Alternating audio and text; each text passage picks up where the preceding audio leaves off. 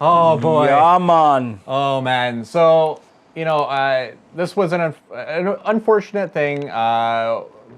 While back, Okay. they were screening two movies on the same night. They were screening Neighbors 2, Sorority Rising, and The Nice Guys.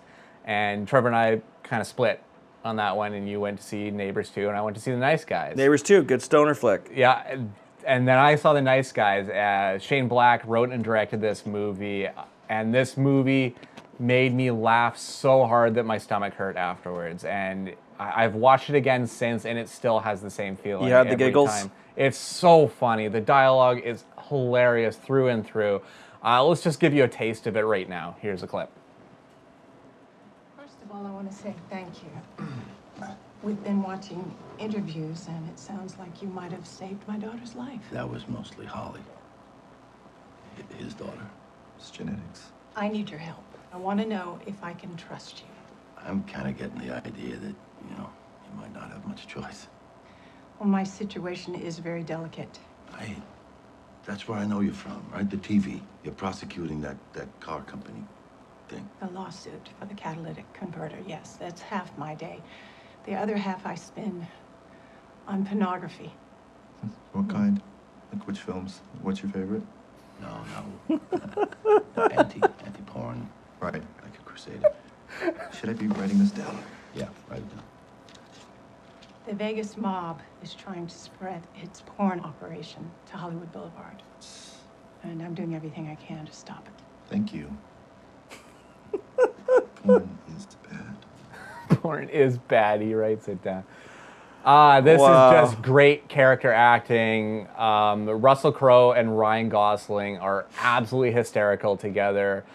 Basically, Russell Crowe is an enforcer, and Ryan Gosling is a sleazy private PI who swindles his customers out of all their money all the time. But they have to kind of join forces to discover what happened to this famous porn star, and it just escalates out of control.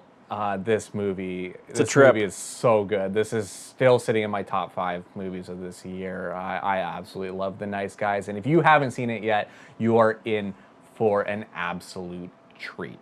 Watch The Nice Guys. So it's available on VOD. VOD, yeah, it's on Blu-ray. You probably don't even want to buy this one because you'll watch it again and again. What would you go with as far as a strain? Are you more of an indica or a sativa guy? Anything to help you giggle a little bit more. Even it just brings out even more. Yeah, whatever brings out the giggles. Yeah. Awesome, man. That looks good. It's such a nice stylized period piece. Yeah. Oh, it's so good. It's so good. And there's an opening at the end for a sequel. So let's give this one DVD and Blu-ray sales and all that kind of stuff. So maybe they will get a sequel. Box office it did. Yeah. Didn't do great in box office. So let's make sure that home video. The VOD money comes in. Let's support that one. Yeah, definitely. Right on, man. Right on. Oh, your insanity. Well, if we're going to be doing stoner flicks every once in a while, we got to bring some insanity to the show, man. I'm talking about Danger 5. It's a 14-episode series on Netflix. 2 seasons. I think there's a prequel in there somewhere between the 2 seasons. Anyway, it's an Australian action comedy series. It is fucking bizarre. It is the perfect stoner flick. I'm going to run a clip so you can see what I'm talking about.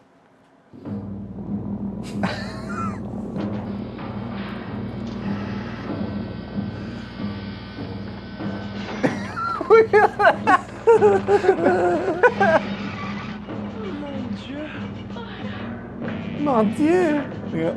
Very bad French.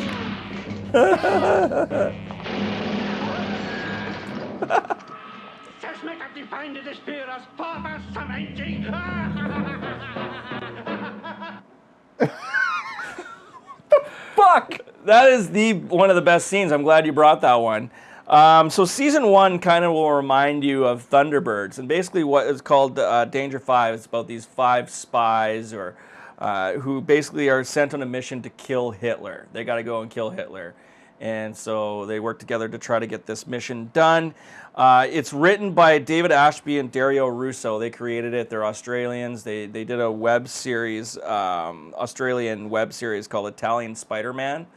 And people loved it. And so a company called SBS decided to get these two guys to write a show, and they wrote a couple of different pilots or shows, and they landed on this one.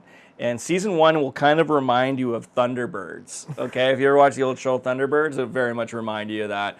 It's grainy looking. It's got sort of bad voice tracking as well. It's not quite in sync. It's just, it looks really budget, but it is fucking hilarious. I love this show. Season 2 will kind of go into more of like the Miami Vice 80s kind of look. It's just really bizarre. And so you could smoke copious amounts of cannabis and enjoy it thoroughly. You could just sit there and not do anything and enjoy it thoroughly. It's so stylized, so fun. It's one of the really, if you don't notice on Netflix, if no one's really recommended it to you, you won't even realize it's on Netflix. It's one of those shows you should put it in your queue and give a try. Late night, recommend late night toke sessions, little Danger 5. Maybe when you're stumbling in from the bar or something like that, throw it on. It's just it's a fun show. Oh, that's awesome. Yeah, I'm definitely going to get in on that because that looks insane. It's really hard for me to explain what it's about, though, because it kind of goes all over the place. You got the chief, the head of the Danger 5, essentially. He's like an eagle. He's got an eagle head, and it's fucked. Yeah, just enjoy it. Oh, man. That's my pick.